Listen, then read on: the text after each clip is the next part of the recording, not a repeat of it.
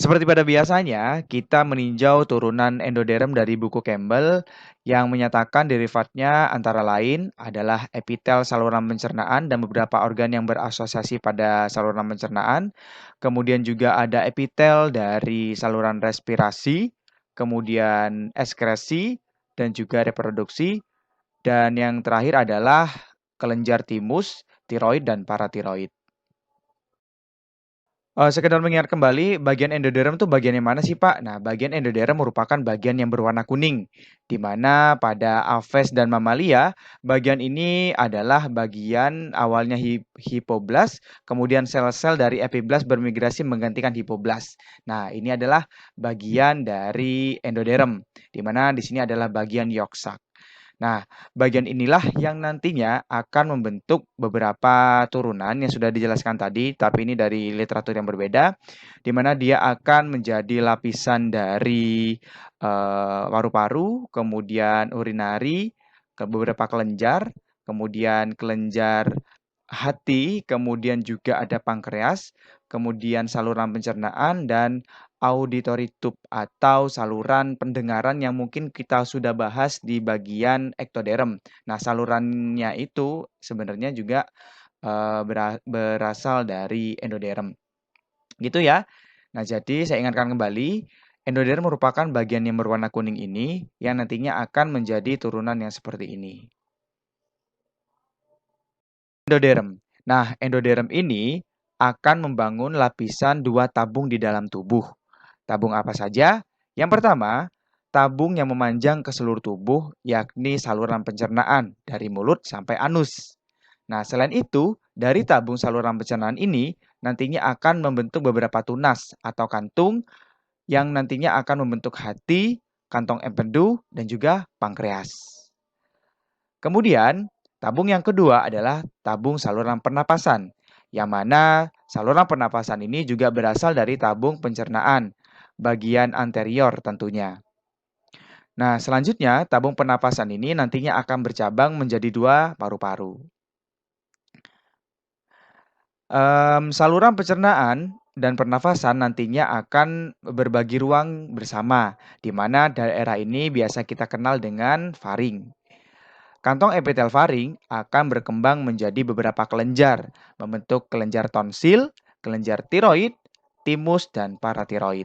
Nah, jadi secara garis besar, endoderm itu nantinya akan membentuk saluran pencernaan beserta kelenjarnya, saluran pernafasan, kemudian di bagian faring, dia nantinya akan membentuk beberapa kelenjar yang sudah disebutkan tadi.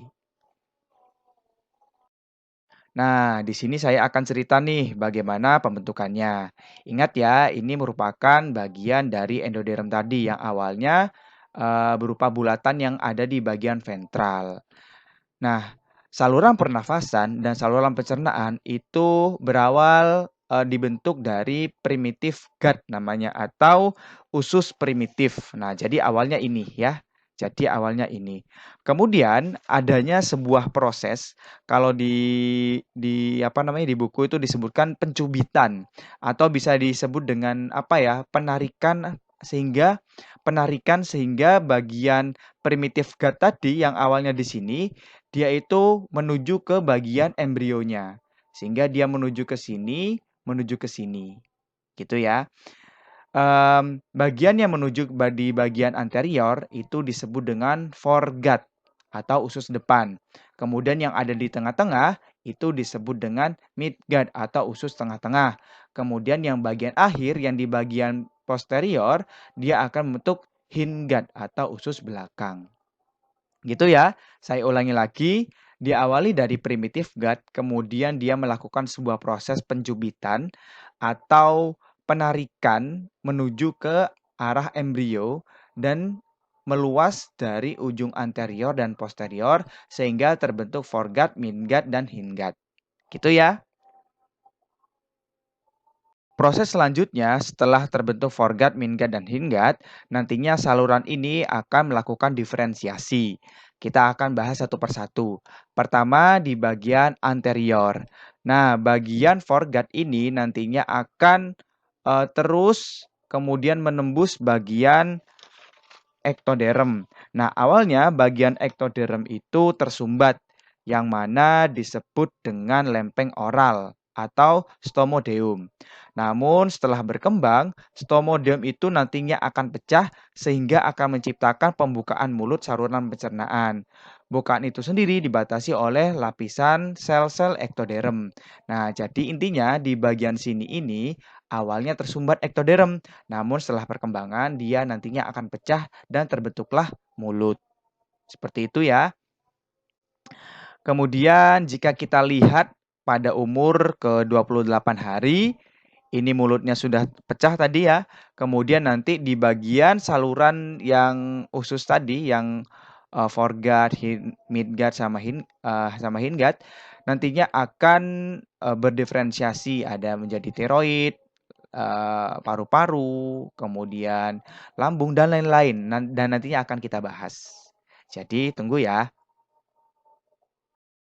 Oke, sekali lagi saya memiliki skema yang akan menggambarkan prosesnya yang sudah saya jelaskan tadi. Endoderm itu diawali dari primitive gut, kemudian ada sebuah proses pencubitan atau pelekukan ke arah embrio, kemudian sehingga terbentuk foregut, midgut, dan hindgut. Kemudian akan terus berkembang seperti ini, dan nantinya akan seperti ini, akan terbentuk mulut dan beberapa bagian lain yang akan kita bahas nanti.